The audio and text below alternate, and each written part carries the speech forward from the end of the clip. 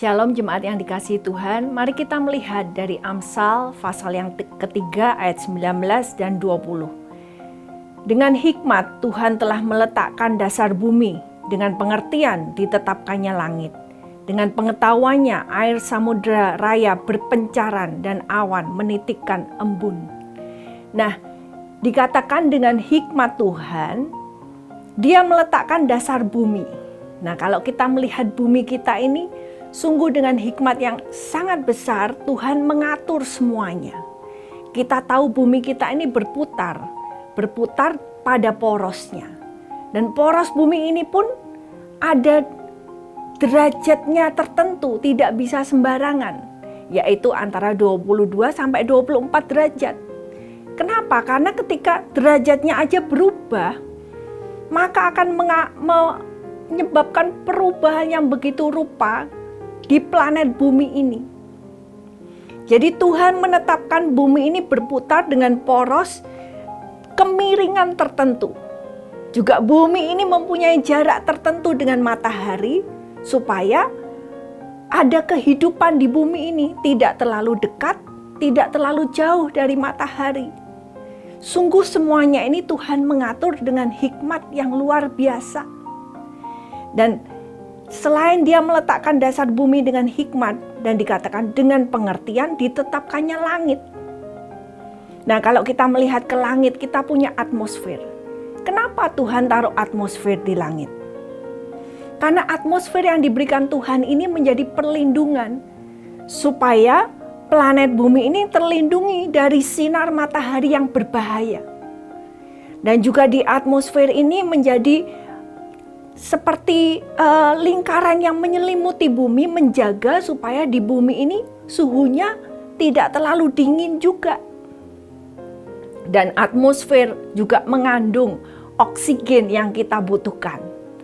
Dan juga mengandung CO2, karbon dioksida yang dibutuhkan oleh tanaman.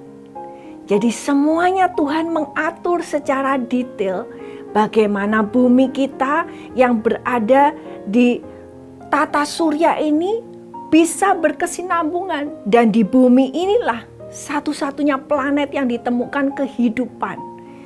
Selain kita manusia yang hidup di bumi, ada juga banyak berbagai macam tanaman, binatang yang begitu banyak. Karena Tuhan memberikan kondisi-kondisi yang luar biasa supaya kita bisa hidup di sini. Ayat 20. Dengan pengetahuannya air samudra raya berpencaran. Bagaimana Tuhan ini air yang ada di bawah itu Tuhan arahkan keluar kemana, ke sini, ke situ. Dan dikatakan dan awan menitikkan embun. Saudara, embun ini walaupun kecil, tapi ini menjadi sesuatu yang sangat berguna. Terutama saudara lihat di dalam musim-musim kering. Atau juga kita lihat di padang gurun. Embun adalah merupakan minuman bagi ekosistem yang ada di padang gurun. Nah, seluruh alam raya ini diciptakan oleh Tuhan dengan hikmatnya yang luar biasa. Sehingga dikatakan di dalam Roma 1 ayat 19 sampai yang ke-20. Dari ciptaan ini kita bisa mengenal Tuhan. Kita bisa mengenal penciptanya, bahkan sifat-sifat Tuhan yang tidak kelihatan kita bisa tahu. Kita bisa tahu kuasa Tuhan yang dahsyat. Kita bisa tahu keilahian Tuhan. Dari mana? Dari ciptaan, sehingga Tuhan berkata manusia tidak punya alasan. Karena ketika kita melihat ciptaan Tuhan, maka saudara bisa tahu, tidak mungkin tidak ada pencipta yang mengatur semuanya ini. Dan di dalam Roma 8 ayat yang ke-19 sampai 22 dikatakan, semua ciptaan saat ini itu mereka berada di bawah perbudakan. Perbudakan apa? Perbudakan yang kepada kesia-siaan, kepada korupsi, kepada kerusakan. Dan kita sekarang melihat bagaimana bumi kita pun mengalami kerusakan. Bahkan kita juga melihat bahwa gunung-gunung es mencair jauh lebih cepat daripada perkiraan. binatang-binatang polar bear datang cari makanan ke tempat manusia. Karena bumi kita ini mengalami kerusakan demi kerusakan. Dan dikatakan bumi kita ini berseru-seru. Ya, mereka berseru-seru, mereka berteriak.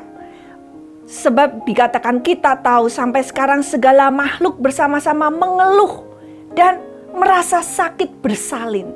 Jadi semua ciptaan merindukan penebusan. Kapan anak-anak Tuhan ditebus, mulia, dibebaskan dari kerusakan dunia ini? Ciptaan menunggu anak-anak Tuhan dinyatakan dalam kemuliaan.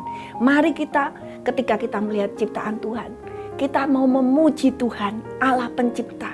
Dan kita sama-sama berseru dalam pengharapan, ya Tuhan, segeralah datang. Biar kemuliaan-Mu datang dan memulihkan kami semua. Amin. Tuhan memberkati.